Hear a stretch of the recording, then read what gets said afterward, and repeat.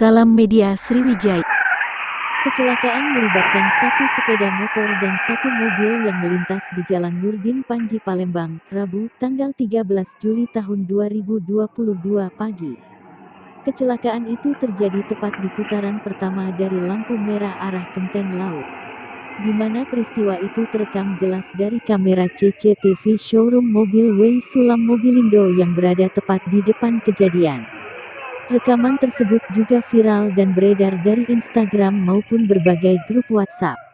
Rosi, 53, warga sekitar TKP yang juga saksi mata menuturkan, mobil Daihatsu Terios datang dari arah simpang Bandara Sultan Mahmud Badarudin II.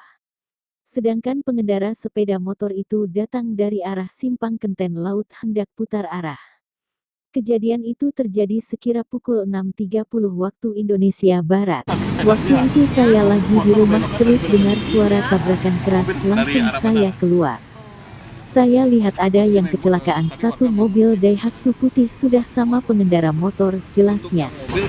Kata Rosi, pengendara sepeda motor itu adalah seorang pria lansia dan seorang pelajar perempuan. Sementara pengendara mobil Daihatsu Terios ditumpangi satu pria muda. Dikatakan Rosi, akibat kejadian itu, pria pengendara motor mengalami luka di sekitar area wajah. Namun pelajar yang dibonceng, mengalami luka berat pada bagian kepala karena terpental cukup jauh akibat kecelakaan. Yang mana? Yang cewek yang dibonceng Pak ya? Pelajar ya? Pelajar sama 14. Sama siapa yang waktu itu berkendara? Gimana? Berkendaranya sama? Sama katanya aja pamannya. Nah, tapi yang saudara kedua mungkin di atas 50 boleh yang ketok. Belokan? Belokan ini.